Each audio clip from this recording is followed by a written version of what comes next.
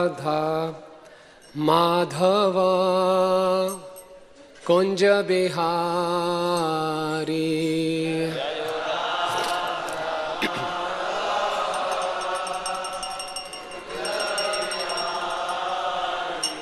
जय राधा माधव कुंज बिहारी।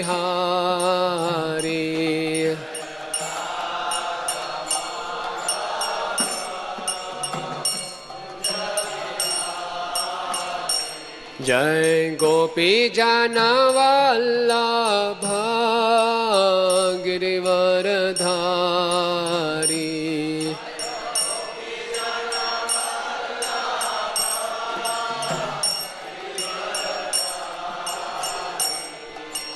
यशोदानंदन ब्रज जनरंजना।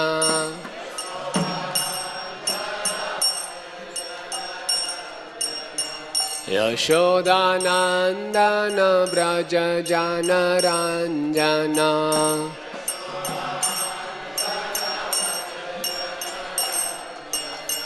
यमुना तीरा वनचारी।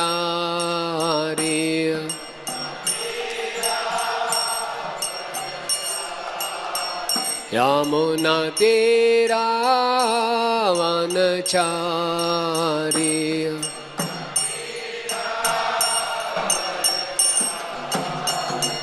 जय राधा माधव कुंज बिहारी।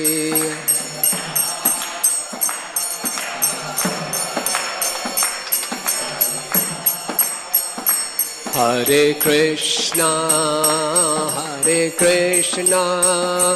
कृष्णा कृष्णा हरे हरे, हरे रामा राम राम हरे हरे।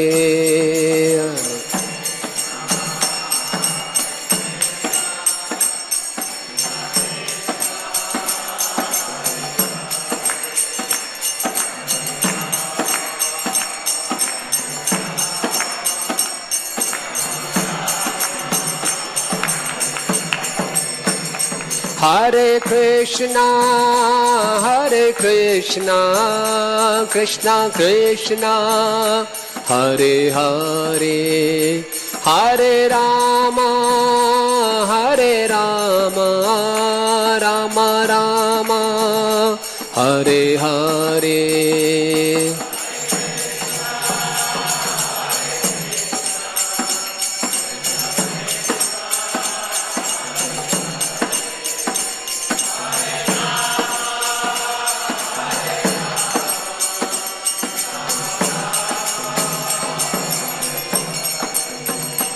हरे कृष्णा कृष्णा कृष्णा हरे हरे, हरे राम राम राम हरे हरे।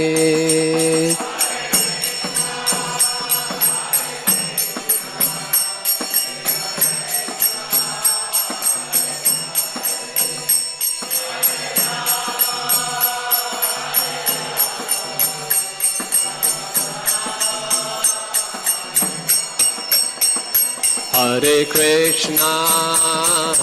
कृष्णा कृष्णा कृष्णा हरे हरे, हरे राम राम राम हरे हरे।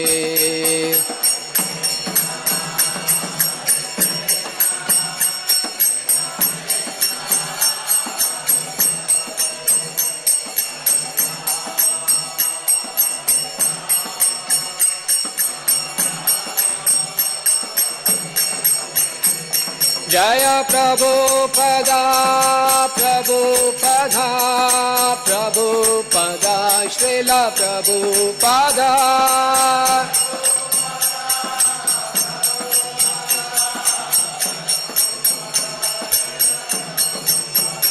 चित्त गौर हरि बोल हरि बोल हरि बोल हरि बोल।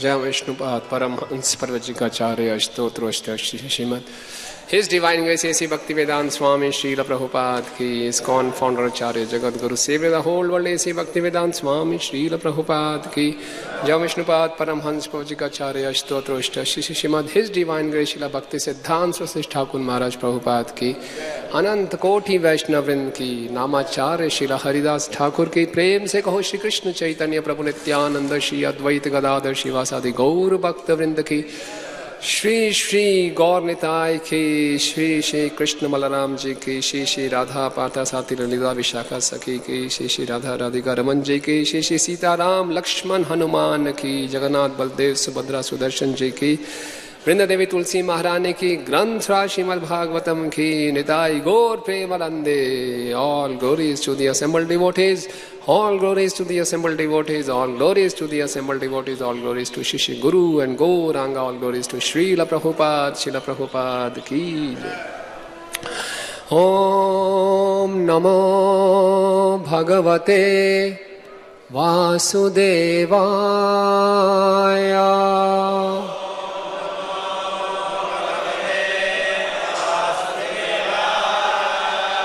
Om Namo Bhagavate Vasudevaya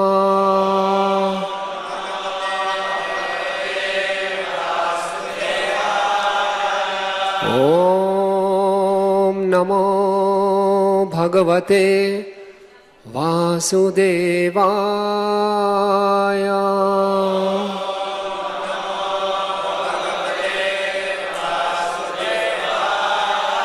Narayanam namaskrityam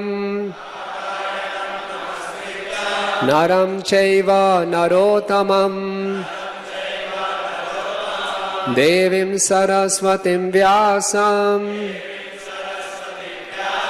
Tato jayamudirayet Nashta prayeshu abhadreshu नित्यं भागवत सेवया भगवते उत्तम श्लोके भक्तिर्भवति नैष्ठिकी। ग्रंथ श्रीमद् भागवतम चौथा स्कंद अध्याय संख्या 29।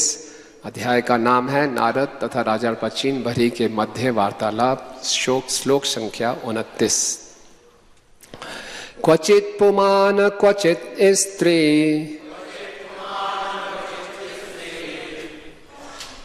क्वचित न उभयम नधी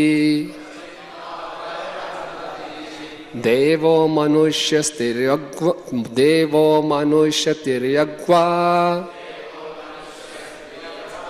यथा कर्म गुणं भवा।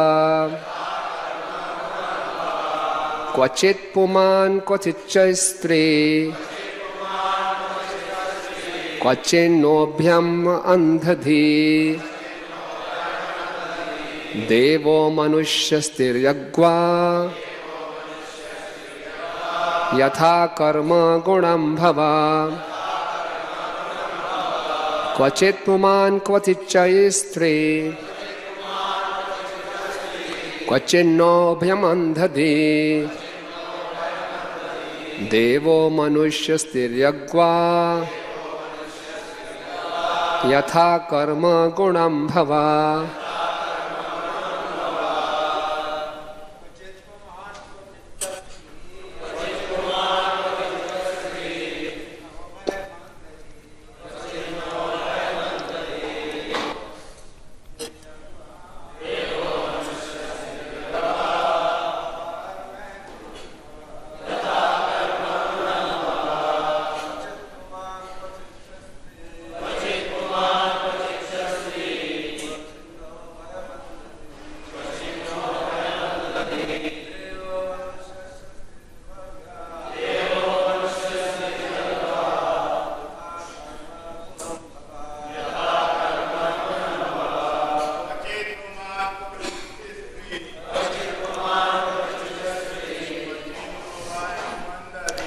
क्वचे चानोभ्यंदधि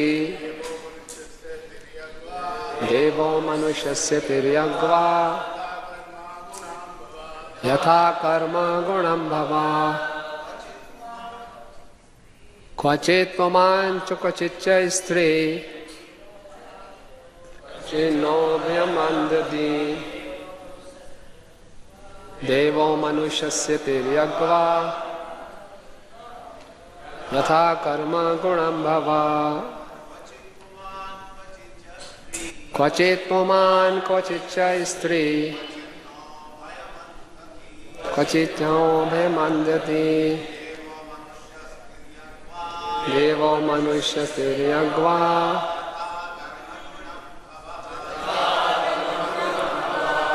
माताजी क्वचित् पुमान् क्वचिच्च स्त्री क्वचिन्नोभयमन्दति देवो मनुष्यस्तिर्यग्वा यथा कर्म गुणं भवा। धन्यवाद। शब्दार्थ अनुवाद एवं तात्पर्य एसी भक्ति वेदांत स्वामी शिला प्रभुपाद जी के द्वारा शिला प्रभुपाद की। क्वचित कभी पुमान नर, क्वचित कभी चा भी स्त्री नारी, क्वचित कभी ना नहीं, उभयम दोनों, अंध अंधा, धी जिसकी बुद्धि, देवः देवता, मनुष्य मनुष्य, तिर्यक पशु पक्षी आदि, वा अथवा, यथा अनुसार, कर्म कर्म के, गुणम गुण, भवा जन्म। भौतिक प्रकृति के तमोगुण से आच्छादित होकर जीवात्मा कभी नर, कभी नारी, कभी नपुंसक, कभी मनुष्य, कभी देवता, कभी पक्षी, पशु इत्यादि बनता है। इस प्रकार वह इस भौतिक जगत में घूमता रहता है। वह प्रकृति के गुणों के अधीन अपने कर्मों के कारण विभिन्न प्रकार के शरीर स्वीकार करता रहता है। पीछे दोहरा सकते हैं। प्रकृति, भौतिक प्रकृति के तमोगुण से आच्छादित होकर जीवात्मा कभी नर, कभी नारी, कभी नपुंसक, कभी मनुष्य, कभी देवता, कभी पक्षी, पशु इत्यादि बनता है। इस प्रकार वह इस भौतिक जगत में घूमता रहता है। यह प्रकृति के गुणों के अधीन अपने कर्मों के कारण विभिन्न प्रकार के शरीर स्वीकार करता रहता है। तात्पर्य, वास्तव में जीव भगवान का अंश है। फलतः वह आध्यात्मिक गुण संपन्न है। वह कभी भौतिक नहीं होता। उसका भौतिक बोध उसकी विस्मृति से उत्पन्न होने के कारण एक गलती है। वह भगवान के ही समान तेजोमय चमकीला है, किंतु सूर्य तथा सूर्य प्रकाश अत्यंत चमकीले तेजोमय होते हैं। भगवान पूर्ण चमकते सूर्य के सदृश हैं और जीव सूर्य के उन लघु कणों के समान हैं जिनसे सूर्य प्रकाश बनता है। जब ये लघु कण माया रूपी बादल से ढक जाते हैं तो उनका चमकीलापन अदृश्य हो जाता है। जब माया के बादल हट जाते हैं तो वह कण पुनः पूर्ववृत्त चमकने लगते हैं। जो ही जीव माया के अज्ञान से आच्छादित हो जाता है वह भगवान के साथ अपने संबंध को नहीं समझ सकता। यदि किसी तरह वह भगवान के समक्ष पहुंच जाता है तो वह अपने को भी उतना ही प्रकाशपूर्ण तेजोमय पाता है जितना कि भगवान, भले ही वह उतना व्यापक ना हो। चूंकि जीव परमेश्वर का अनुकरण करना चाहता है इसलिए वह माया से आच्छादित है। हम ना तो भगवान का अनुकरण कर सकते हैं, ना ही हम परम भोक्ता बन सकते हैं। यह संभव नहीं है। किंतु जब हम ऐसा होना संभव सोचते हैं तो हम माया द्वारा बद्ध हो जाते हैं। इस तरह परमेश्वर के साथ अपने संबंध को भूल जाने के कारण ही जीव माया के चुंगल में आ फंसता है। माया के वश में होकर जीव भूत प्रेत बाधा से त्रस्त व्यक्ति जैसा बन जाता है। ऐसा व्यक्ति अनर्गल प्रलाप करता रहता है। जब जीव माया के वश में होता है तो वह तथाकथित विज्ञानी, दार्शनिक, राजनीतिक या समाजवादी बन जाता है और प्रतिक्षण वह मानव समाज के कल्याण हेतु तरह तरह की योजनाएं प्रस्तुत करता रहता है। अंततः यह सारी योजनाएं विफल हो जाती हैं क्योंकि ये भ्रामक मोहमय है। इस प्रकार जीव भूल जाता है कि वह भगवान का शाश्वत दास है, उल्टे वह माया का दास बन बैठता है। प्रत्येक दशा में वह दास रहता है। यह उसका दुर्भाग्य है कि भगवान को भुलाने के कारण वह माया का दास बन जाता है। माया का दास होने से वह कभी राजा बनता है, कभी सामान्य नागरिक, कभी ब्राह्मण तो कभी शूद्र इत्यादि। कभी वह सुखी रहता है तो कभी संपन्न व्यक्ति के रूप में रहता है, कभी वह लघु कीट बन जाता है, कभी वह स्वर्ग में रहता है तो कभी नरक में, कभी वह देवता बनता है तो कभी असुर, कभी वह दास बनता है तो कभी स्वामी। इस प्रकार जीव सारे ब्रह्मांड में घूमता रहता है। जब वह प्रामाणिक गुरु के संपर्क में आता है तभी उसे अपने वास्तविक स्वाभाविक स्थिति का बोध होता है। तब वह उस संसार से उब जाता है। उस समय कृष्ण चेतना में आकर वह अपने विगत संसारी अनुभवों पर पश्चाताप करता है। यह पश्चाताप लाभप्रद होता है क्योंकि इससे उसका भौतिक बद्ध जीवन पवित्र हो जाता है। तब वह भगवान से उनकी सेवा में लगा लेने के लिए प्रार्थना करता है और उस समय श्री कृष्ण उस माया के बंधन से मोक्ष दिला देते हैं। भगवान कृष्ण ने इसकी व्याख्या भगवत गीता 7:14 में की है। देवी एषा गुणमयी मम माया दुरत्यया मामेव ये प्रपद्यन्ते माया में ताम तरन्ति ते। मेरी यह त्रिगुणमयी देवी शक्ति दुर्लंघ्य है, किंतु जो मेरी शरण में आ जाते हैं वह इसे सरलता से पार कर सकते हैं। केवल कृष्ण के अनुग्रह से माया के चुंगल से छूटा जा सकता है। ज्ञान या अन्य कर्मों से इसमें छुटकारा पाना असंभव है। जब जीव को कृष्ण की कृपा से अपने वास्तविक स्थिति का बोध होता है तो वह अपने को कृष्ण चेतना में सदैव दृढ़ रखकर उसी के अनुसार कार्य करता है। इस प्रकार वह क्रमशः माया के चंगल से पूर्ण रूप से मुक्त हो जाता है। जब उसकी कृष्ण चेतना दृढ़ होती है तो माया उसे छू नहीं पाती। इस प्रकार कृष्ण भक्तों के संगति में रहकर जीव इस संसार के कलमश से मुक्त हो सकता है। इस प्रसंग में श्रील कृष्णदास कविराज गोस्वामी का कथन है। श्री चैतन्य चरितामृत मध्य 22-25। ताते कृष्ण भजे करे गुरुर सेवन, माया जाल छूटे पाए कृष्ण चरण। कृष्ण चेतना की अवस्था में जीव अपने गुरु के निर्देशानुसार भक्ति में लगा रहता है। इस तरह वह माया के चंगुल से छूटकर भगवान कृष्ण के चरण कमलों की शरण ग्रहण करता है। ओम अज्ञानतिमिरन्धस्य ज्ञानाञ्जन शलाकया चक्षुरुन्मिलितं येन तस्मै श्री गुरुवे नमः। श्री चैतन्य मनोभीष्टं स्थापितं येन भूतले स्वयं रूप कदा मह्यं ददाति स्वपदान्तिकं। वन्देऽहं श्री गुरु श्री युतपदकमलं श्री गुरुन् वैष्णवांश्च श्री रूपं साग्रजातं सहगण रघुनाथान्वितं तं सजीवं साद्वैतं सावधूतं परिजन सहितं कृष्ण चैतन्य देवं श्री राधा कृष्ण पादान् सहगण ललिता श्री विशाखान्वितांश्च। हे कृष्ण करुणा सिंधु दीन बंधु जगतपते गोपेश गोपिका कांत राधा कांत नमस्तुते। तप्त कांचन गौरांगी राधे वृंदावनेश्वरी वृषभानुसुते देवी प्रणमामि हरिप्रिय। वाञ्छकल्पतरुभ्यश्च कृपा सिंधु भयेव च पतितानां पावनेभ्यो वैष्णवेभ्यो नमो नमः। जय श्री कृष्ण चैतन्य प्रभु नित्यानंद श्री अद्वैत गदाधर श्रीवासादि गौर भक्त वृंद। हरे कृष्णा कृष्णा कृष्णा हरे हरे, हरे राम राम राम हरे हरे। नमो विष्णुपादाय कृष्ण पृष्ठाय भूतले श्रीमते भक्ति वेदांत स्वामी निति नामिने। नमस्ते सारस्वती देवे गौरवाणी प्रचारिणे निर्विशेष शून्यवादी पाश्चात्य देश तारिणे।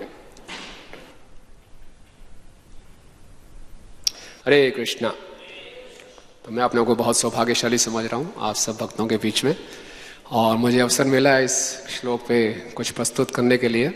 तो जो आप लोगों से सुना है वरिष्ठ भक्तों से वही आपके सामने रखूँगा। तो सभी भक्तों से कृपा की याचना करते हुए और अपने शुद्धिकरण के लिए बहुत ही इंटरेस्टिंग प्रसंग है। और ये जो नारद मुनि जी राजा प्राचीन परिषद के बीच वार्तालाप, इससे पिछले 4 अध्यायों में नारद मुनि जी ने एक रूपक चित्र प्रस्तुत किया था, पुरंजन की कथा। पुरंजन वो जीव है जो कि शरीर में भोगना चाहता है और उसको खूब भोग करके अपने आनंद की इच्छा को पूरा करना चाहता है। तो बड़े सुंदर ढंग से रूपक तरीके चित्र देकर नारद मुनि ने समझाया। तो राजा प्राचीन परिषद ने कहा कुछ समझ में नहीं आया है, आपने इनडायरेक्टली बोला है, कुछ आभास हो रहा है मुझे। कई बार हम जब सुनते हैं तो कई प्रीचर बहुत कई बार तो हम डायरेक्ट पिचिंग कर सकते हैं किसी को, और कई लोगों को हम डायरेक्ट पिचिंग नहीं कर सकते। तो जब इनडायरेक्ट पिचिंग की जाती है तो व्यक्ति सामने वाला सुनता है, वो सोचता है शायद किसी और के लिए बोला जा रहा है, लेकिन बात अंदर घुस जाती है कर्णों के माध्यम से।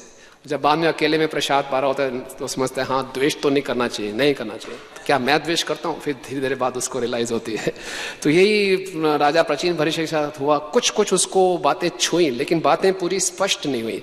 तो बोला थोड़ा आप स्पष्ट करके बताइए। तो फिर अब नारद मुनि ने बोला कि अब ये तैयार है सुनने के लिए।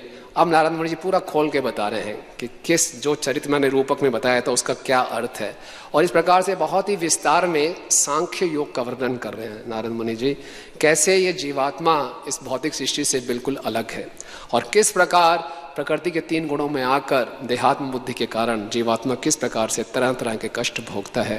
तो आज बताया क्वचित पुमान क्वचित च स्त्री, कभी वो पुरुष बन जाता है कभी स्त्री, क्वचित ना उभयम, कभी इन दोनों में से कुछ भी नहीं बनता, और अंधधी, बिल्कुल उसकी बुद्धि अंधी हो जाती है, कभी देवता कभी मनुष्य कभी पशु कभी पक्षी, इस प्रकार से अपने कर्म और गुणों के प्रभाव से बार बार उसका जन्म होता रहता है। भव, बार बार, पुनरपि जननम पुनरपि मरणम।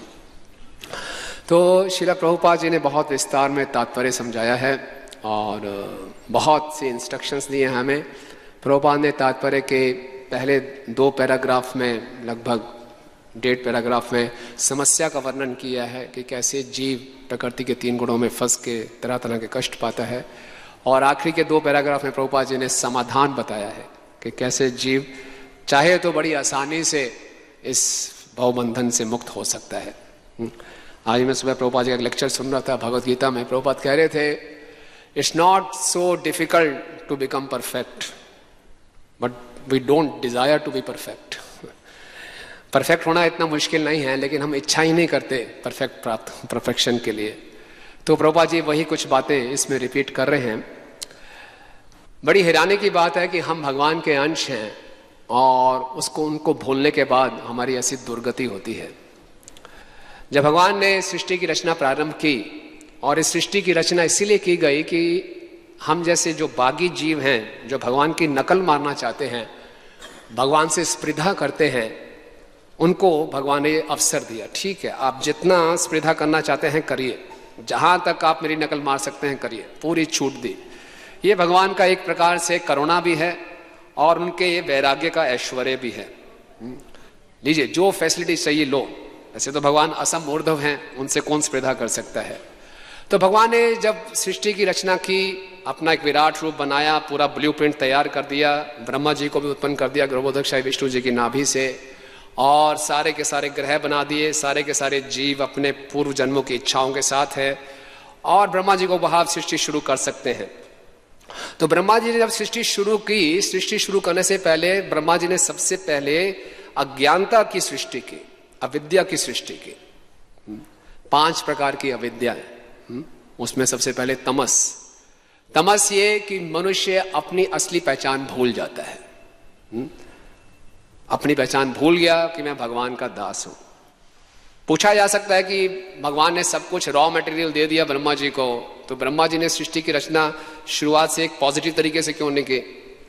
ब्रह्मा जी ने बिल्कुल बहुत ही बुद्धिमत्ता से काम किया कि पहले उन्होंने अज्ञानता अविद्या की रचना की, क्योंकि जब तक जीव अविद्या में नहीं जाएगा वो भगवान से स्वतंत्र होकर भोग नहीं कर पाएगा, भोग करने का प्रयास नहीं कर पाएगा।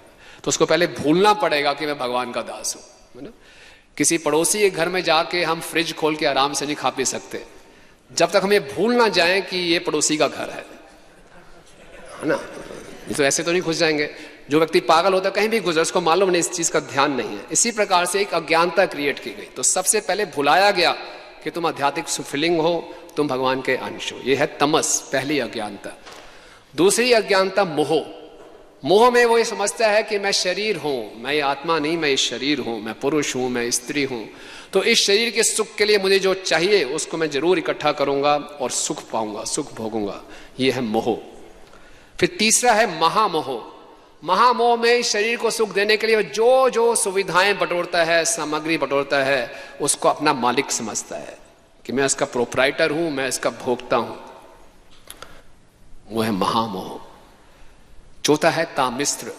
तामिश्र में क्या होता है, जब उसकी भोग की इच्छाएं बढ़ जाती हैं और कई उसकी योजनाएं पूरी नहीं होती तो उसको क्रोध आता है, तो कुंठित होकर वो क्रोध करता है, यह है तामिश्र। और फिर पांचवी उसकी अज्ञानता है अंध तामिश्र। अंध तामिश्र में उसने सब कुछ बटोर लिया, कुंठित भी है, लेकिन साथ साथ उसको डर लगा रहता है कभी ये सब छीन ना जाए, मृत्यु का भय, तो यह है अंध तामिश्र। तो इस 5 प्रकार की अज्ञानता की पहले रचना की जाती है। हालांकि ब्रह्मा जी स्वयं एक परम वैष्णव हैं, उन्होंने जब ये 5 प्रकार की अज्ञानता की रचना की तो बड़े असंतुष्ट हो गए कि मैं क्या देख रहा हूं, जीवों को इतने कष्ट में जाना पड़ेगा।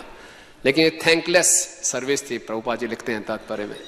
जय श्री श्री राधा पार्थ साथी नेता विशाखा जी की जय, श्री श्री गौर निताय की जय, सीताराम लक्ष्मण हनुमान की जय। तो इस प्रकार जीव के लिए एक ऐसा वातावरण बना दिया गया कि वो पूर्ण रूप से कृष्ण के साथ अपने संबंध को भूल गया और बोला अब जीव समझता है कि मैं इस संसार में पुरुष हूं, भोगता हूं। पुरुष प्रकृतिस्थ भुंक्ता प्रकृति जान गुणान कारणम गुण संगस्य सत असत योनि जन्मसु। हालांकि वो भगवान की एक प्रकृति है, लेकिन अपने आप को पुरुष मानता है माया के 3 गुणों के प्रभाव में। और पुरुष प्रकृतिस्थ, हालांकि इस भौतिक प्रकृति में है, और प्रकृति जान गुणान उनको भोगने का प्रयास करता है। जब भोगने का प्रयास क्या कहता है, तो प्रकृति गुणों के संग के कारण सत असत योनि, कभी देवता, कभी कीट, कभी मनुष्य, कभी पशु, कभी पक्षी, इस प्रकार से अलग अलग योनियों में वो भटकता है।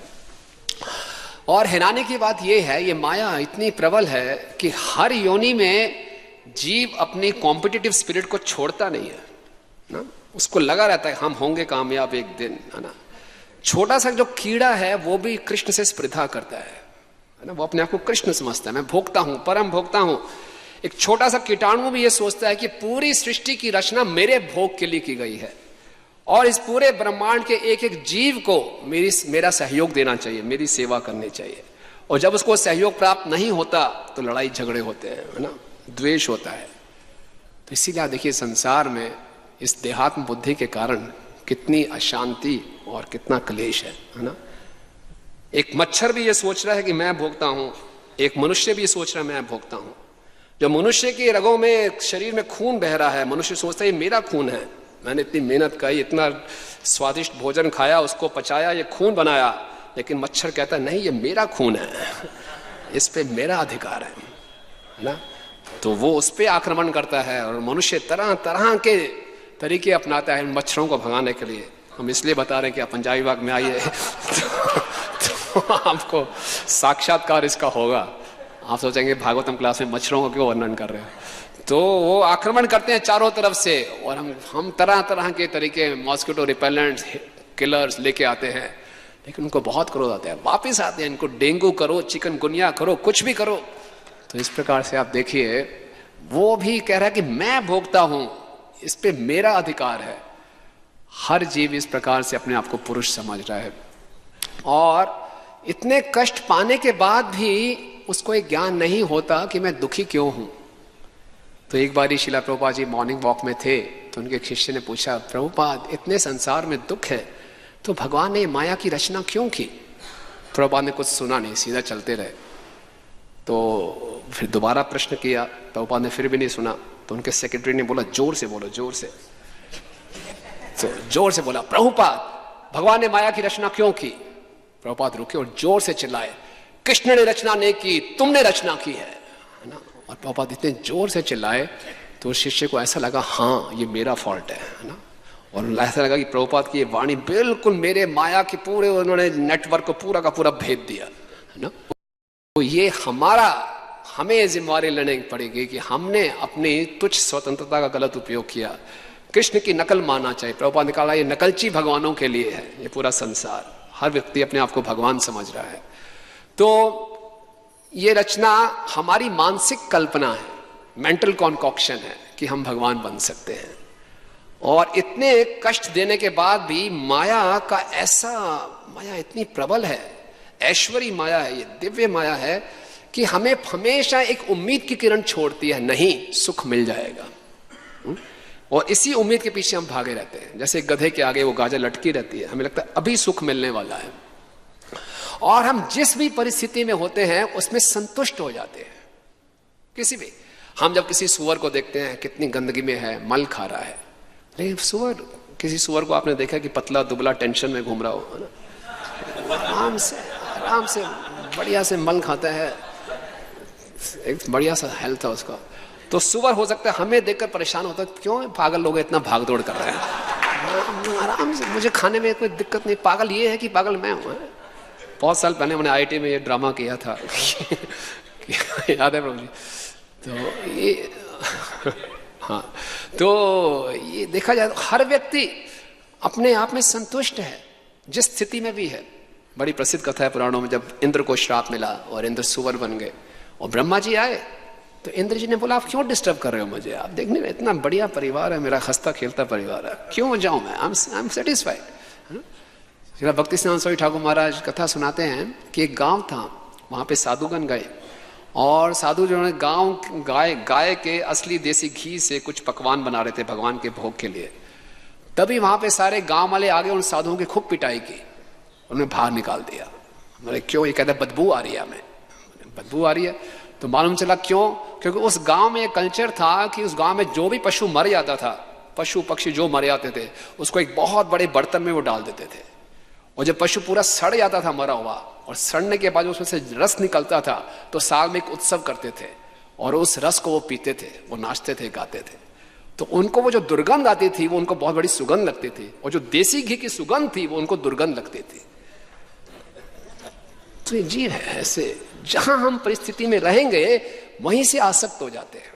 बहुत समय पहले हमने एक सिनेमा देखा था, उसमें एक व्यक्ति जो हीरो था बंबई के चाल में रहता था, और चाल के सामने से ट्रेन निकलती थी, शोर शराबा मचा रहता था, पूरी रात छा छू छा शोर मचा रहता, और वो आराम से सो रहा है। कुछ ऐसे तिगड़मबाजी की कि वो 5 स्टार होटल में चला गया रहने के लिए, और वहां पूरी शांति थी, उसको नींद नहीं आ रही थी। तो वो रात को आया वापस अपने चाल में, उसके पास टेप रिकॉर्डर था, एक कैसेट में उस शोर शराबे को रिकॉर्ड किया, फिर गया 5 स्टार होटल में, उस कैसेट को सुन के आराम से सोया। तो हर प्रकार की कैसी भी परिस्थिति हो, नारकीय परिस्थितियां भी क्यों ना हो, जीव उसमें आसक्त हो जाता है। माया उसको ये उम्मीद जगाती है कि इस परिस्थिति में भी तुम खुश रह सकते हो, तुम वास्तव में भोगता हो। तो कितनी कठिन है इसको निकलना, और हमें एक मौका मिलता भी है। भक्ति सिद्धांत ठाकुर महाराज एक और कथा सुनाते हैं कि एक बेचारा बहुत दरिद्र ब्राह्मण था, कुछ खाने को उसको नहीं मिल रहा था, कोई भिक्षा नहीं दे रहा था, तो बहुत परेशान हो गया और भूख से उसके पेट में जोर से दर्द होने लगा। तो उस दर्द को कम करने के लिए उसने क्या किया कि मंदिर में एक बहुत बड़ा पिलर था, स्तंभ था, उसको ने ऐसे कर लिया, उस पेट को उस पिलर से दबाया, तो पेट दर्द में कुछ राहत मिली। एक बेचारा रो रहा था, कोई तो कुछ खाने को दे दो दे दो, बहुत दुबला पतला परेशान। तो एक सेठ जी आए, उनको बड़ी दया आ गई, उन्होंने कुछ पॉपकॉर्न लिए, बोला लो भैया खाओ। बोला दो, यहाँ तो दो। बोले कैसे, इसको छोड़ो ना आप। कहते नहीं, ये तो मेरे पेट दर्द को ठीक कर रहा है। तो उसने उस खंबे को नहीं छोड़ा, और वो कैसे खा सकता है, खंबे को छोड़ा नहीं, हाथ में उसके पॉपकॉर्न आ भी गए लेकिन खा नहीं पाया, क्योंकि उसने खंबे को पकड़ा हुआ है। और खंबे को इसलिए नहीं छोड़ रहा कि खंबा मेरे पेट दर्द को दूर कर रहा है, बल्कि पेट दर्द करने का कारण क्या है कि वो भूखा है, उसके हाथ में भोजन है, अगर वो खा लेगा तो पेट दर्द आराम से ठीक हो जाएगा। इसी ढंग से हम सब अपने संसार में तरह तरह के जुगाड़ करते हैं अपने दुखों को दूर करने के लिए। नहीं, प्रहलाद महाराज करते हैं, जितना हम अपने दुखों को दूर करने के लिए प्रयास करते हैं, वो प्रयास अपने आप में और दुख का कारण बन जाते हैं। असली दुखों का कारण क्या है? कृष्ण भूलिया जीव अनादिर वही मुखे, अतएव माया तारदे संसार दुखे। ये मुख्य कारण है कि हम कृष्ण को जीव भूल जाता है, तभी उसको तरह तरह के दुखों से प्रताड़ित किया जाता है। और ये आप देखिए, अगर किसी घर में आग लगी है और उस आग में एक व्यक्ति फंसा हुआ है, तो बाहर से जो फायर ब्रिगेड वाले आए हैं, उससे उस व्यक्ति को इंस्पायर नहीं करना पड़ता, come on Prabhu please come out, बाहर आइए, देखिए बाहर कितना अच्छा वातावरण है, बाहर अग्नि नहीं है, सुंदर हवा चल रही है, बाहर आओ। नहीं, वो व्यक्ति जो आग में फंसा हुआ है तुरंत भाग के आएगा बाहर। लेकिन हम लोगों की क्या स्थिति है? हम लोग सुबह सुबह रोज बोलते हैं संसार दावानल लोका। ये संसार जो है एक दावानल की तरह है, जंगल में अगली लगी हुई है, लेकिन हमें कितना उत्साह बढ़ाना पड़ता है ना।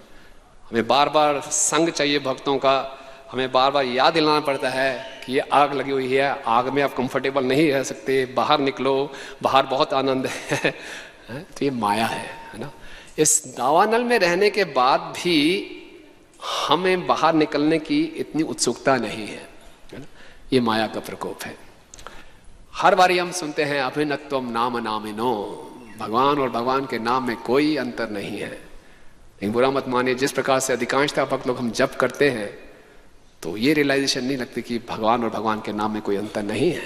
अगर साक्षात भगवान हमारे सामने आ रहे हैं तो क्या हम उनके साथ इस प्रकार का ट्रीटमेंट करेंगे जैसा हम जप करते हैं? क्यों? ये सब माया का प्रकोप। जानते हुए भी, हमें मालूम है, फिर भी हम हमारे अंदर वो इच्छा ही प्रबल नहीं हो रही कि हमें इस दावानल से बाहर निकलना है। तो इस प्रकार से जीव तरह तरह की योनियों में भटकते हुए, और फिर क्या होता है, प्रभुपाद कह रहे हैं, उसकी स्थिति वैसे हो जाती है कि जैसे किसी ने भूत ने पकड़ लिया हो, है ना? जैसे कि प्रभुपाद अक्सर कोट करते हैं, पिशाची पहला जीव मति छन्न है, उसकी मति जो छन्न हो जाती है ना? और वैसे ही मायाग्रस्त जीव से ही भावोदय, जिस प्रकार से एक भूत के प्रभाव से, पिशाचनी के प्रभाव से किसी की मति छन्न हो जाती है, उसी प्रकार से जीव माया के ग्रस्त में आता है तो उल्टी सीधी बातें करता है ना? कोई बोलता है मैं वैज्ञानिक हूँ, कोई बोलता है मैं राजनेता हूँ, कोई बोलता है मैं PhD हूँ, और इस तरह तरह की बातें, है ना? तो आपको लगे नहीं थी संसार में तो सब यही बोल रहे हैं, लेकिन प्रभुपाद कह रहे हैं केवल पागलपन है और कोई नहीं, है ना? केवल पागलपन है। ऐसे एक बारी एक व्यक्ति पागल खाने में गया तो, क्षमा करें, व्यक्ति नहीं, काफी समय पहले प्रधानमंत्री नेहरू गए थे, जवाहरलाल नेहरू पागल खाने में गए। तो वहां देखे तरह तरह के पागल हैं, कोई हंस रहा है, कोई रो रहा है, कोई क्या कर रहा है। एक बड़ा गंभीर सा सोफिस्टिकेटेड व्यक्ति, और चेहरे पे उसकी बहुत शांति थी, बड़े आराम से शांति से बैठा हुआ था और लग रहा था कि एक अच्छा व्यक्ति है। तो जवाहरलाल नेहरू बड़े हैरान हो गए कि इन सब पागलों के बीच में ये व्यक्ति बड़ा शांत, बहुत ही धीर पुरुष लग रहा है। तो उनके बड़ी उत्सुकता जागी, तो बोले कहिए, हरे आपका नमस्कार। बोले नमस्कार। बोले आपका परिचय? तो उस व्यक्ति ने बोला आपका परिचय? तो नेहरू जी ने बोला मैं जवाहरलाल नेहरू। जोर से हंसने लगा। बोले जब मैं भी आया था तो मैं भी यही कहता था कि मैं भी तो इस प्रकार से इस संसार में हर व्यक्ति वैसे प्रताड़ित है जैसे किसी को भूत ने पकड़ लिया।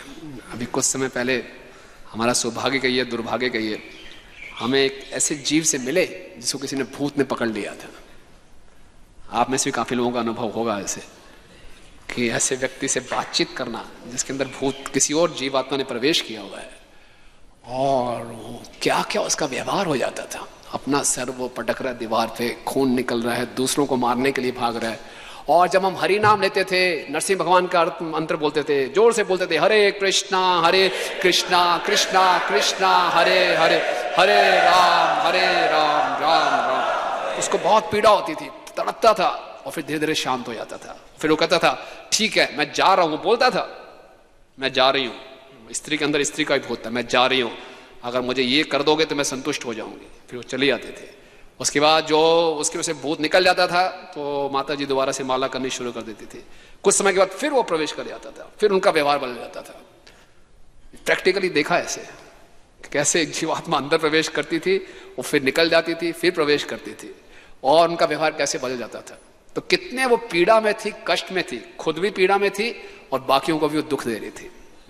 इसी प्रकार से जब हम भगवान को भूलते हैं और प्रकृति को तीन गुणों का प्रभाव होता है, तो हम अपनी असली पहचान को भूलकर खुद भी संकट में आते हैं और दूसरों को भी संकट में डालते हैं, और इसका कुछ वास्तविकता से कुछ भी लेना देना नहीं है। तो ये भ्रम कैसे दूर होता है? तो भागवतम के 11वें स्कंद में ये तीसरा अध्याय है जिसका नाम ही है कि इस संसार से मुक्ति, माया के जगत से मुक्ति। तो वहां पे राजा निमि जो एक परम वैष्णव है, उनके राज्य में नव योगेंद्र आते हैं। तो राजा निमि बहुत एक सुंदर प्रश्न पूछते हैं, हालांकि वो वैष्णव हैं, तो एक जन साधारण के लाभ के लिए वो पूछते हैं, यथै एतम ऐश्वर्यम मायाम दुस्तराम अकृतात्म भी तरंती अंजस स्थूल धीयो महर्ष इदम उच्यताम। कहते हैं कि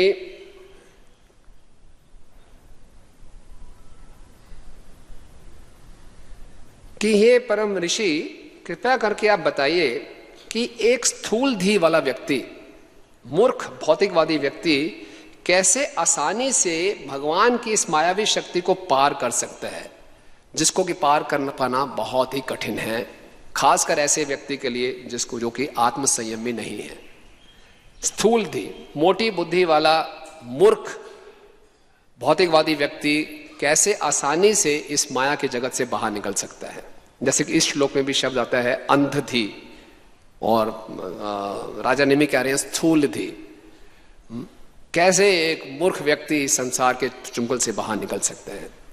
तो प्रबुद्ध जो नवयोगेंद्र में से एक थे वो बताते हैं कि संसार में मनुष्य पुरुष और स्त्री का देह ग्रहण करके वो समझता है कि संसार के सबसे बड़ा सुख है मैथुन का सुख, और सारे प्रयास करता है कि हर प्रयास से उसका सुख बढ़े और दुख कम हो। लेकिन होता क्या है, बिल्कुल उल्टा। जैसे जैसे आयु बढ़ती जाती है सुख कम होते जाते हैं, दुख बढ़ते जाते हैं। ये आप हम सब अनुभव कर रहे होंगे। जैसे जैसे आयु बढ़ रही है सुख कम होते जाते हैं, दुख बढ़ते जाते हैं। तो व्यक्ति परेशान हो जाता है कि जिस इस संसार में इतनी इसकी पब्लिसिटी की जाती है, इतना इसका प्रचार किया जाता है कि पुरुष और स्त्री के सहयोग से सबसे बड़ा सुख प्राप्त होगा, लेकिन वो तो दुखों बढ़ते ही जा रहे हैं। और फिर वो प्रयास करता है धन कमाने की कि शायद धन से सुख मिल जाए। लेकिन धन को कहा गया है नित्य आरती देना, नित्य रूप से हमेशा ये दुख ही देता है। धन को कमाना, धन को संभालना, धन को खर्च करना बड़े दुख का और समस्याओं का कारण। तो फिर क्या, फिर बोले इस परिवार के लोग सगे संबंधी ये भी कोई सुख नहीं देते, ये और दुख का कारण बन जाते हैं। फिर उसकी इच्छा होती शायद इस पृथ्वी के लोक में सुख नहीं है, मैं कुछ यज्ञ अनुष्ठान करके स्वर्ग लोक में जाऊं। लेकिन वहां भी क्या दिखता है, वहां भी अदृष्टपि दृष्टवत, जो हमें दिखाई नहीं देता तो हम सोचते हैं कि शायद वहां अच्छा होगा, लेकिन जो अदृष्ट है वो दृष्ट के समान ही है। वहां भी उसी प्रकार का द्वेष, वहां भी उसी प्रकार की कुंठा। तो सुख कहां मिलेगा? तो फिर प्रबुद्ध जी ने कहा अगर असली सुख चाहिए, जो परम सुख की जिज्ञासा करता है वो क्या करता है, तस्मात् गुरुम प्रपद्ये जिज्ञासुम श्रेयोत्तमम् शाब्दे परिचय निष्ठातम ब्रह्मणि उपशमाश्रयम। तो उसे उस गुरु की शरण में जाना चाहिए अगर वो वास्तव में परम आनंद की जिज्ञासा करता है। तो यहां भी श्रील प्रभुपाद ये बता रहे हैं कि जब हम प्रमाणिक गुरु की शरण में जाते हैं तो वो हमें जब संबंध ज्ञान देते हैं, उस संबंध ज्ञान को प्राप्त करके फिर हम अपनी वास्तविक पहचान को जान पाते हैं। जैसे कि इस आंदोलन के हरे कृष्णा मूवमेंट के प्रारंभिक वर्षों में परम पूजनीय भक्ति तीर्थ स्वामी महाराज अपने कॉलेज के प्रेसिडेंट थे, स्टूडेंट यूनियन के, और उनको किसी तरह से प्रभुपाद की पुस्तकें प्राप्त हो गई। वो पुस्तकों को पढ़ा और वो बहुत प्रभावित हुए, और तभी उनको मालूम चला कि न्यूयॉर्क में प्रभुपाद आ रहे हैं। तो उनकी बहुत जिज्ञासा हुई कि मैं मिलने जाऊं। तो न्यूयॉर्क मंदिर में गए और प्रभुपाद वहाँ आए हुए थे। लेकिन जब वो न्यूयॉर्क मंदिर में गए, क्योंकि उनका शरीर एक अफ्रीकन बॉडी था, तो उनको लगा कि भक्तों ने उनके साथ बड़ा रेशियल डिस्क्रिमिनेशन किया है ना, रंग के आधार पर भेदभाव किया कि वो काले शरीर वाले हैं तो उनको सही ट्रीटमेंट नहीं दिया, उनसे सही व्यवहार नहीं किया। तो उनको बहुत कष्ट हुआ। और जब प्रभुपाद से वो मिले तो उन्होंने उनको साफ साफ बता दिया कि आपकी फिलॉसफी तो बहुत उत्तम है, मैं इस फिलॉसफी से बहुत कन्विंस्ड हूँ, पर क्षमा करें जो आपके फॉलोवर्स हैं उनमें व्यवहार ठीक नहीं है। उन्होंने मेरे साथ भेदभाव किया क्योंकि मेरा शरीर काला है, मेरा रंग काला है, तो उनसे उन्होंने मुझसे बहुत ही गलत व्यवहार किया। प्रभुपाद ने कहा बिल्कुल ठीक बात है, अगर उन्होंने ऐसा किया है तो वो देहात्म बुद्धि में ही उनकी गलती है, लेकिन मेरे ख्याल से आपकी भी गलती है। अगर आपको बुरा महसूस हो रहा है इसका मतलब आप भी देहात्म बुद्धि में हैं, क्योंकि आप सोच रहे हैं कि मैं काला हूं तो इसलिए आपको दुख हो रहा है। तो भक्ति तीर्थ स्वामी महाराज कह रहे हैं प्रभुपाद का एक वाक्य पूरा का पूरा मेरा भ्रम समाप्त हो गया कि ना मैं काला हूं ना मैं गोरा हूं। अगर किसी ने मुझे काला कह के मेरा अपमान किया और मुझे बुरा लग रहा है, इसका मतलब मैं अभी देहात्म बुद्धि में हूं। तो इस प्रकार से जब हम प्रमाणिक गुरु की शरण में जाते हैं और संबंध ज्ञान को प्राप्त करते हैं, तो प्रभुपाद लिख रहे हैं फिर हम इस संसार से उब जाते हैं। इंग्लिश में प्रभुपाद लिख रहे हैं हम डिसगस्टेड हो जाते हैं। क्यों मैं यहां पे आ गया, कहा मैं भगवान के साथ खेल कूद कर रहा था और यहां क्या मैं आ गया, 3 तापों से पीड़ित, जन्म मृत्यु जरा व्याधि के चक्कर में।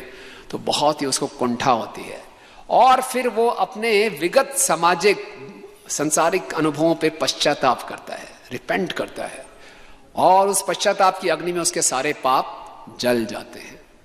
तो वास्तव में देखा जाए तो एक नामाभास की स्थिति है।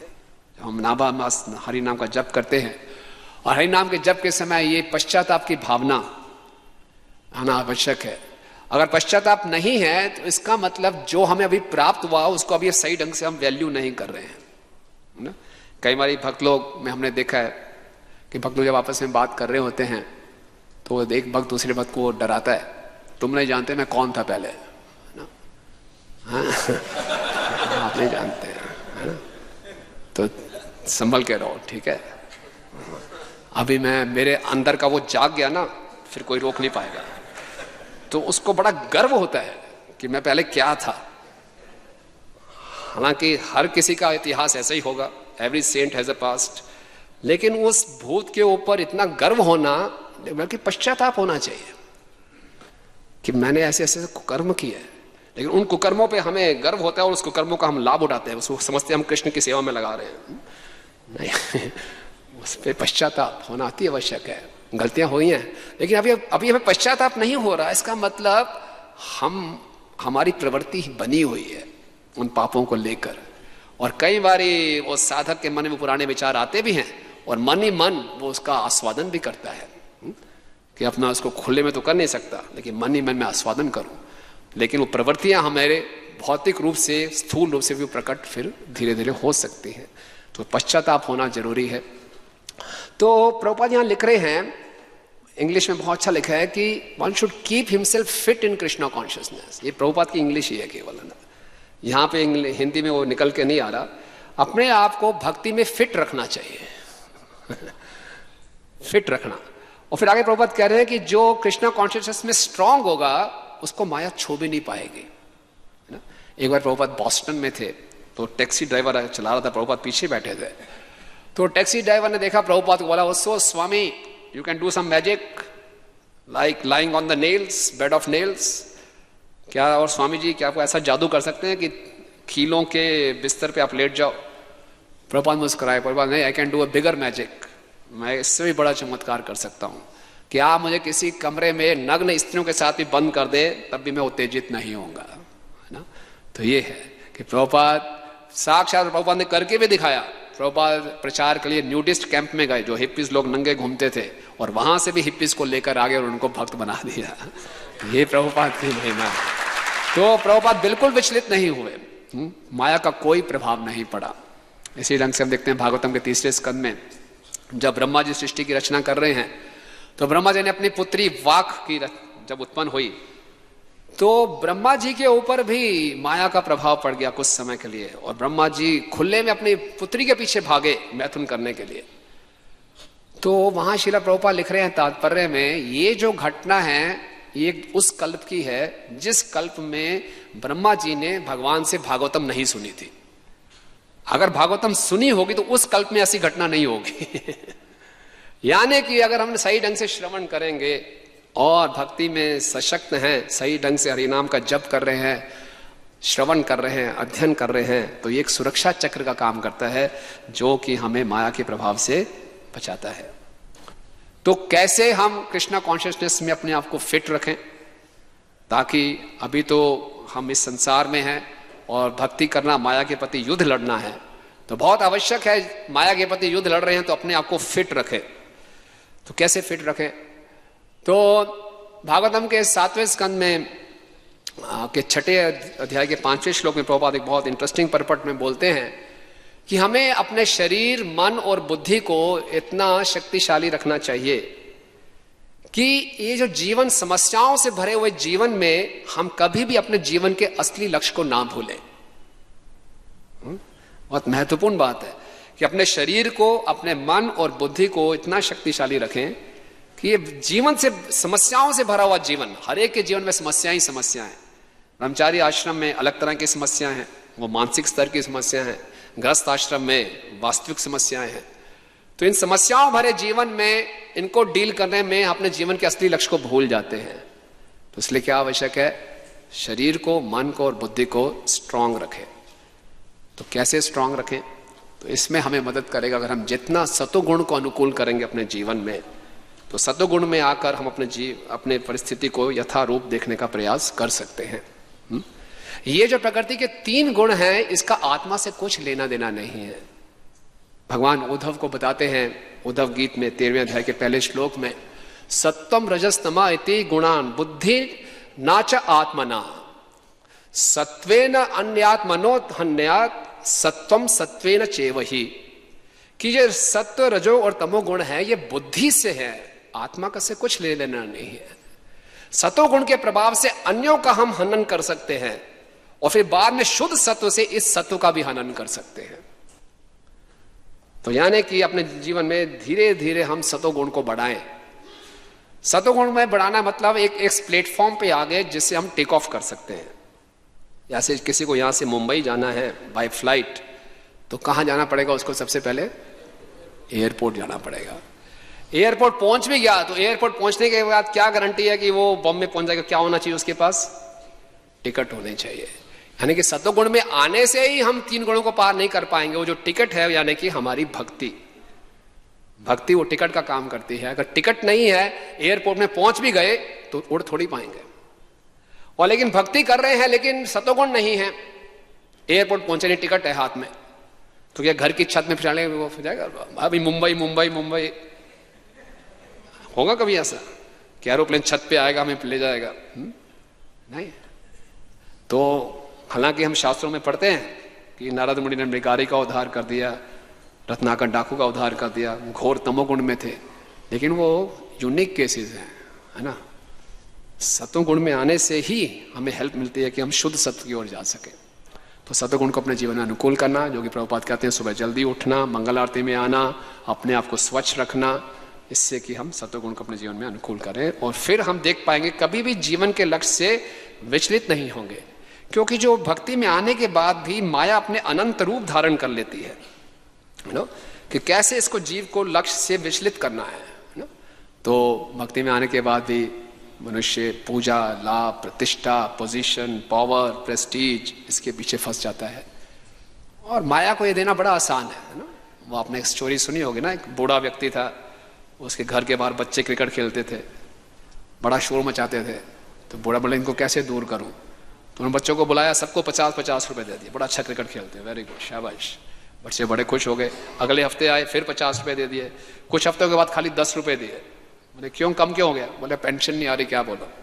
अगले हफ्ते आए तो 5 रुपए दिए, तो बच्चों ने 5 रुपए फेंक दिए। 5 रुपए के लिए क्रिकेट खेलते हैं क्या? हम नहीं खेलेंगे। बोले ठीक है मत खेलो। यही तो काम, यही तो चाहिए था मुझे। बच्चे पैसे के लिए नहीं आए थे क्रिकेट खेलने, हम लोग यहाँ पे पूजा, लाभ, प्रतिष्ठा, पोजीशन के लिए नहीं आए थे। जब मैंने अपने ऑफिस से रिजाइन किया तो मेरे बॉस ने पूछा, यार इतनी बड़ी पोस्ट छोड़ के जा रहे हो, क्या बन रहे हो वहां पे?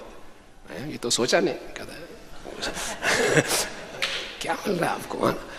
तो इसलिए तो आए नहीं थे हम यहाँ पे। कोई भी नहीं आया होगा कि हमने बनेंगे जी, हम जीबीसी बनेंगे, नहीं, इसलिए तो हम तो फिलॉसफी से प्रभावित हुए, कीर्तन से आकर्षित हुए, इसलिए यहाँ पे आए। लेकिन बाद में यहाँ के मालूम चलता, अच्छा ऐसा भी होता है, यहाँ पे भी ऐसा, अच्छा तो ये क्यों ना करें।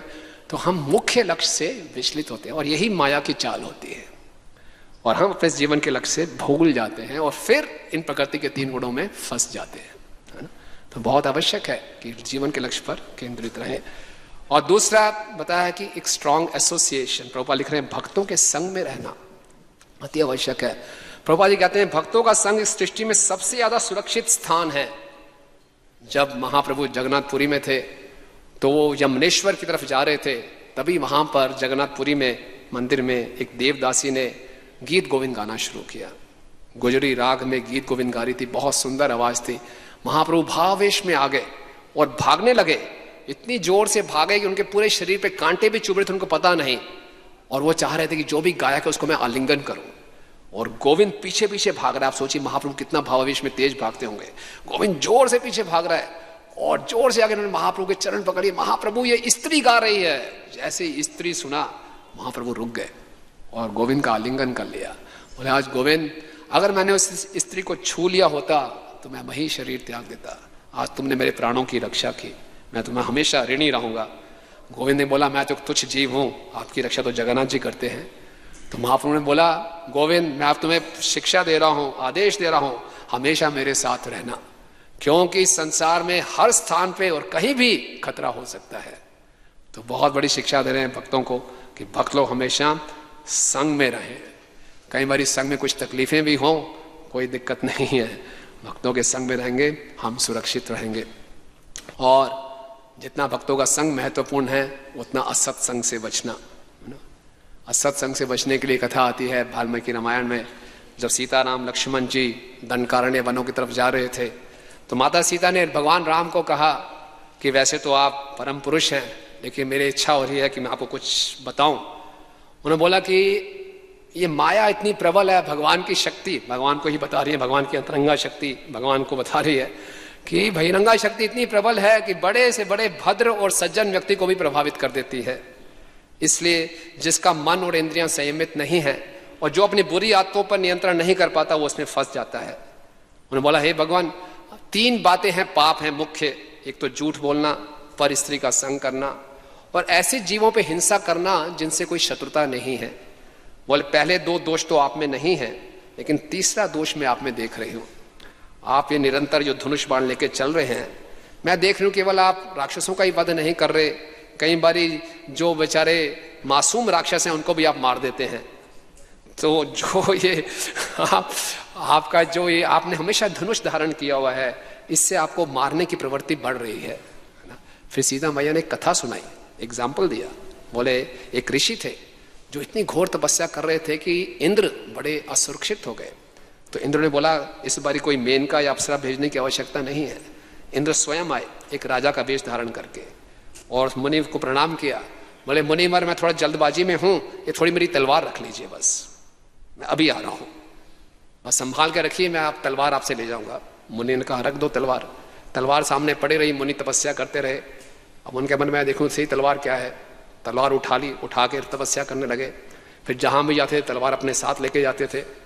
फिर बोले अब तलवार है, तो तलवार से झाड़ियां काटने लगे। फिर झाड़ियां फाड़ियां काटते करते तलवार से पशु पक्षियों की हत्या करने लगे, हिंसा करने लगे। उनका पतन हो गया एक तलवार के संग करने मात्र से। तो बोले तो खाली तलवार का संग किया। तो हम समझ सकते हैं आजकल असत्संग करने के लिए बाहर जाने की आवश्यकता नहीं है। एवरीथिंग एट फिंगर टिप्स, है ना। स्मार्टफोन है, बड़ा करो छोटा करो, यूं करो, कुछ भी करो, है ना। इतना ये आपको इंप्रेशन देता है कि मैं भोगता हूं, मैं नियंता हूं, पूरी दुनिया मेरी उंगली पे है। ऐसे कर दिया, ऐसे कर दिया ना। भगवान को छोटा करना छोटा कर दिया, भगवान को बड़ा करना बड़ा कर दिया। आप सोचिए ना, इसमें किस प्रकार की चेतना जा रही है हमारे अंदर। आप सोचिए, हर चीज इतनी सस्ती हो गई है और इतनी अश्लीलता, तरह तरह की गंदी वीडियोस एक्सचेंज हो रही हैं और कितना प्रदूषण फैल रहा है। हालांकि ये आवश्यक है आज के प्रचार के लिए एक बहुत सावधान, बहुत ही सावधान, बहुत ही भक्ति सिद्धांत स्वामी ठाकुर महाराज कहते हैं युक्त वैराग्य करना चाहिए, लेकिन युक्त वैराग्य उसी को पालन करना चाहिए जिसके अंदर स्पिरिचुअल इंटीग्रिटी हो, आध्यात्मिक ईमानदारी हो। जिसके ये आध्यात्मिक ईमानदारी नहीं है, बचकर रहे। और यूज करना भी पड़े तो बहुत सावधानी के साथ, अन्यथा असत्संग होए। तो इस प्रकार से हम अपने आप को भक्ति में फिट रख सकते हैं। और सबसे बड़ी बात है, प्रभुपाद जी बहुत मुख्य सेंटेंस लिख रहे हैं ये, कि भगवान की कृपा से, केवल कृष्ण के अनुग्रह से माया के चंगुल से छूटा जा सकता है। हम इतना सुनते हैं कि माया ये है वो है, देहात्म बुद्धि से बचना चाहिए, हम शरीर नहीं आत्मा है नहीं, फिर भी कोई रियलाइजेशन नहीं है। ये ज्ञान है, विज्ञान नहीं है। ज्ञान विज्ञान में बदलता है भक्तों की और भगवान की कृपा से, बिना कृपा से कुछ नहीं। हमारी सारी जो साधना है, जो भी हमारा जप है, व्रत है, तप है, अध्ययन है, केवल भगवान और भक्तों की कृपा को आकर्षित करने के लिए, इसके अलावा और कुछ नहीं है।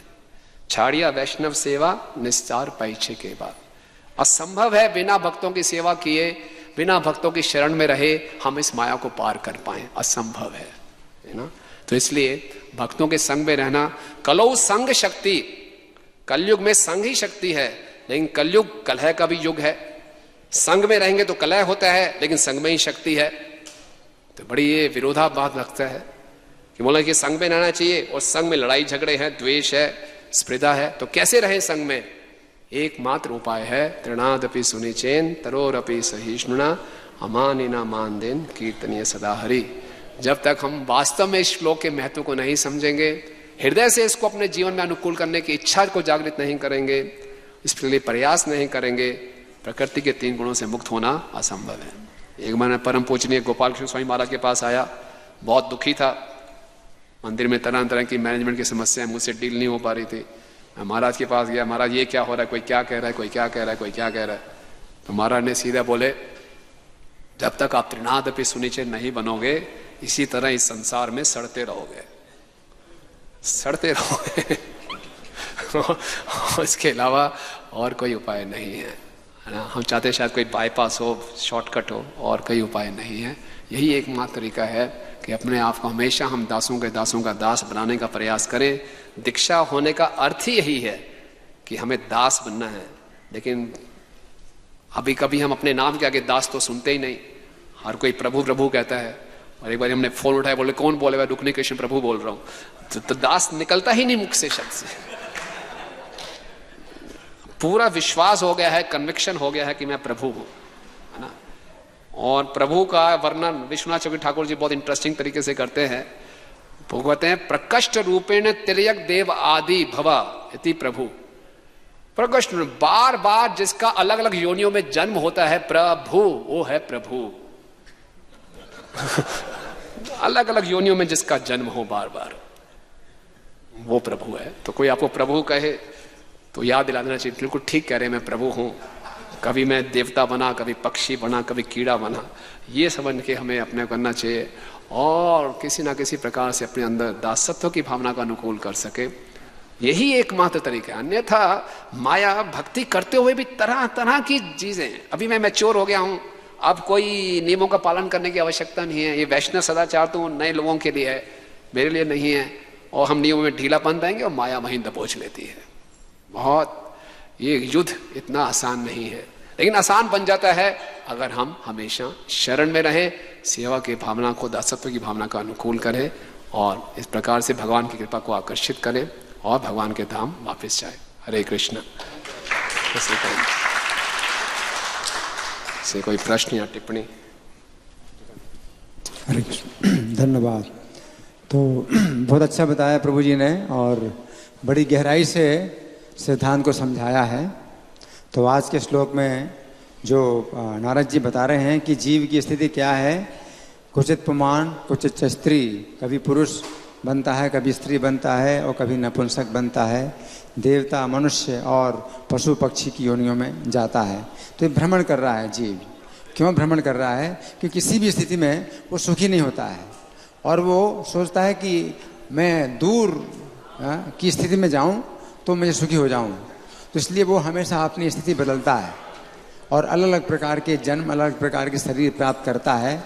जैसे कि मृग मरीचिका में जो हरिण होता है, तो वो प्यासा है तो वो सोचता है कि मैं यहाँ सुखी नहीं हूँ, लेकिन थोड़ी दूर पर जो है मैं सुखी हो जाऊँगा क्योंकि वहाँ पानी है। तो उसे दूर जो है पानी दिखाई पड़ता है। तो यही माया का जगत है कि इसलिए जीव जो है अनेक अनेक शरीर, 84 लाख प्रकार की योनियों में भ्रमण करता है। तो नारद जी ने बताया कि राजा पुरंजन जो है ये अपना घर खोज रहे हैं कि कहाँ मुझे अच्छा घर मिले। तो अच्छा घर वो उनको कोई पसंद नहीं आ रहा है, तो 84 लाख योनियों में वो भ्रमण कर रहे हैं। तो ये घर है अलग अलग 84 लाख प्रकार की योनियाँ, और उनको कोई भी घर पसंद नहीं आता है तो बदलते रहते हैं। तो यहाँ भी बताया गया कि घर जीव को जो है कोई पसंद नहीं आता है, लेकिन उसको दूर का जो घर है वो अच्छा लगता है कि मैं उसमें जाऊँ तो मैं सुखी हो जाऊँ। वहाँ पर भी सुख नहीं है। दूर जैसे हरिण है तो दूर पानी दिखाई पड़ता है, लेकिन पानी तो है ही नहीं। वो दूर पानी तो दूर जाता है, इस प्रकार से वो जो है कष्ट पाता है और उसको सुख नहीं मिलता। सुख दिखाई देता है और सुख नहीं मिलता। हरे कृष्ण, हरि बोल। हरे कृष्ण, हरे कृष्ण प्रभु जी। मेरा ये प्रश्न था, जैसे मूल लक्ष्य आपने बताया था कि वो उसको ना भूले, तो थोड़ा सा बता देंगे मूल लक्ष्य क्या होना चाहिए हम भक्त के जीवन में। और सेकेंडली ये है कि भक्त के जीवन में कभी कष्ट होता है कभी कभी, तो उसको हम कैसे समझे। जैसे माया के बारे में आपने बताया, अपना कर्मों के बारे में बताया, जो कष्ट को कैसे समझे भक्त के जीवन में जो कष्ट होता है, शारीरिक हो व फाइनेंशियल हो, कुछ तरह से। थैंक यू प्रभु जी। के 2 प्रश्न है कि अपने मूल लक्ष्य क्या है हमारे जीवन का, और भक्तों के जीवन में कष्ट क्यों आते हैं, कैसे समझे? तो मूल लक्ष्य, हालांकि हम सुबह सुबह हर कोई बोलते हैं जीवन का लक्ष्य है कृष्ण प्रेम, लेकिन उसको हृदय से अंगीकार नहीं करते। हमारे अलग अलग लक्ष्य रहते हैं और साथ में भक्ति चलती रहे, हमारा ये लक्ष्य रहता है। बिजनेस भी चलता रहे, परिवार भी चलता रहे और साथ में भक्ति साइड में होती रहे। लेकिन जैसे जैसे हम भक्तों का संग करते हैं, जितना ध्यानपूर्वक श्रवण करेंगे तो हमारे जीवन का लक्ष्य शुद्ध होता जाएगा। हम और धीरे धीरे फोकस होते जाएंगे, ये नहीं चाहिए, ये नहीं चाहिए, बस केवल ये चाहिए। तो ये भगवतों के संग से ये प्रभाव होगा। हमने देखा हमारा लक्ष्य शुद्ध हो रहा है धीरे धीरे, तो और शुद्ध हो जाएगा। और जैसे जैसे हम भक्ति करते जाएंगे, अब जीवन में कष्ट तो आएंगे ही आएंगे। भक्ति करने से ये समझना नहीं चाहिए जैसे हरे कृष्ण महामंत्र का जप किया, जहाँ हाथ लगाऊंगा सोना हो जाएगा, सारे रास्ते खुल जाएंगे, सारे कोर्ट केसेस जीत जाऊंगा, बीमार नहीं पड़ूंगा, ऐसा नहीं है। तीनों प्रकार के क्लेश तो रहेंगे ही रहेंगे, लेकिन हम उनसे प्रभावित नहीं होंगे क्योंकि हम भगवान की भक्ति में लीन हैं, उसी में एब्जॉर्ब्ड हैं। तो कष्ट आते हैं क्योंकि भौतिक प्रकृति है, तो कष्ट तो आएंगे ही आएंगे, लेकिन उससे हम लीन नहीं होंगे। ये कष्ट क्यों आते हैं, ये अपने आप में एक बड़ा विषय है। भक्तों के जीवन में कष्ट कैसे आते हैं और क्यों आते हैं। जितनी मात्रा में हम समर्पण करते रहेंगे भगवान को, उतनी मात्रा में भगवान हमारे पापों के फल को माफ़ करते रहेंगे। तो हमें यही समझना चाहिए कि जो भी हमारे जीवन में कष्ट आ रहे हैं, भगवत कृपा से बहुत कम हो गए हैं। टोकन मिल रहा है खाली, असली कष्ट तो बहुत ज़्यादा थे। और इस प्रकार से उत्साह से हर परिस्थिति में भक्तों के संग में रहे। सबसे महत्वपूर्ण बात यह है, कुछ समस्या भी है तो भक्तों को जाके बता दें। वैष्णव सदाचार का अनुपालन करते हुए भक्तों के संग में रहेंगे तो गाड़ी आगे बढ़ती रहेगी। ठीक है, तो आप सब भक्तों, हाँ लास्ट प्रश्न। हरे कृष्ण प्रभु जी, आपने जैसे बताया कि जब गुरु की शरण में व्यक्ति जाता है तो फिर वो जो बहुत रिपेंट करता है, अपने पुराने चीज़ों पर रिपेंट करता है और जो भौतिक सुख है उनसे ऊब जाता है। लेकिन जैसे जो नॉर्मल एक्सपीरियंस होता है उसमें तो ऊबना तब होता है जब कोई व्यक्ति किसी चीज़ को भोग रहा होता है बहुत देर से, तो ऊबता है। लेकिन वी एज ए डिवोटी जो आश्रम में आ गए, हमने सारे सुख तो भोगे नहीं है और आप कह रहे हैं कि वो जाके ऊब जाता है। ये उभेंगे कैसे अगर जब हमने वो चीज़ देखी नहीं है? हाँ प्रैक्टिकल क्वेश्चन है कि यहाँ लिखा हुआ है कि वह इस संसार से उब जाता है ना, संसार से डिस्कस्टेड हो जाता है, कुछ नहीं रखा इस संसार में। तो ये बहुत बड़ा कन्विक्शन है। जैसे कि अर्जुन पहले अध्याय में कह रहा है, निमित्तानि च पश्यामि विपरीतानि केशव, कि ये केशव चाहे मैं जीतूं या हारूं, मेरे सारे के सारे लक्षण विपरीत दिखाई दे रहे हैं। एकदम अर्जुन तैयार था ज्ञान प्राप्त करने के लिए, उब गया था। नहीं चाहिए मुझे स्वर्ग का राज्य, नहीं चाहिए पृथ्वी का राज्य, मिल भी जाए मैं कुछ समझ नहीं आ रहा, मैं आपकी अब शरण लूंगा, है ना। तो उबना इसको कहते हैं। तो ये कृपा से ही होगा, कृपा से। क्योंकि पहले ये उबना तब होगा जब मुझे ये साक्षात्कार हो जाएगा कि जीव कृष्णदास यही विश्वास आर दुख नहीं, कि मैं कृष्ण का दास हूँ। जब मैं सही ढंग से सेवा करूंगा तो ये रियलाइजेशन आएगी, तब मैं इस संसार से कोई आकर्षण नहीं रहेगा। ये संसार का पूजा प्रतिष्ठा तरह तरह के आकर्षण बिल्कुल नगण्य लगेंगे। जैसे रघुनाथ दास गोस्वामी जी के पास इतना ऐश्वर्य था, अप्सरा समान सुंदर पत्नी थी, लेकिन सारे के सारे उनको सुख कांटों की तरह चुभते थे, जल्दी से जल्दी महाप्रभु की शरण में जाना चाहते थे। तो हमारे को ये साक्षात्कार नहीं है अभी, हमारा अभी भी आकर्षण है, तो कोई बात नहीं, हम साधना भक्ति के अंगों में जुड़े रहें और यही प्रार्थना करते रहें। श्रवण करते रहेंगे तो श्रवण कर करके हमारा वो कन्विक्शन बढ़ेगा और कन्विक्शन रियलाइजेशन में बढ़ेगा वैष्णवों की कृपा से। पहले तो कन्विक्शन होना चाहिए, इंटेलिजेंस कन्विंस हो जाएगी, हाँ बात सही है, श्रवण से दुख तो है ही, अपना थोड़ा एक्सपीरियंस और सुनने से, और वो रियलाइजेशन आ जाए हृदय में, खोपड़ी से हृदय में आ जाए, है ना, यहाँ से यहाँ, जिसमें कई जन्म लग जाते हैं। बहु नाम जन्म नाम अंते ज्ञानवान माम प्रपद्यते। थोड़ा सा ही डिस्टेंस है खोपड़ी से हृदय में, यहाँ तो बल्ब जल गया लेकिन यहाँ अंधकार है, तो वो भक्तों की कृपा से होगा। इसलिए जहाँ रे प्रसादे भाई ये भवतरी आये, कृष्ण प्राप्ति है जहाँ है ते, इनकी कृपा के बिना कुछ नहीं है। ठीक है, तो हम सब भक्तों का बहुत बहुत धन्यवाद। ग्रंथा श्रीमद् भागवतम की, जगत गुरु शिल प्रभुपाद की, अनंत कोटि वैष्णव वृंद की, निताय गौर प्रेमानंदे।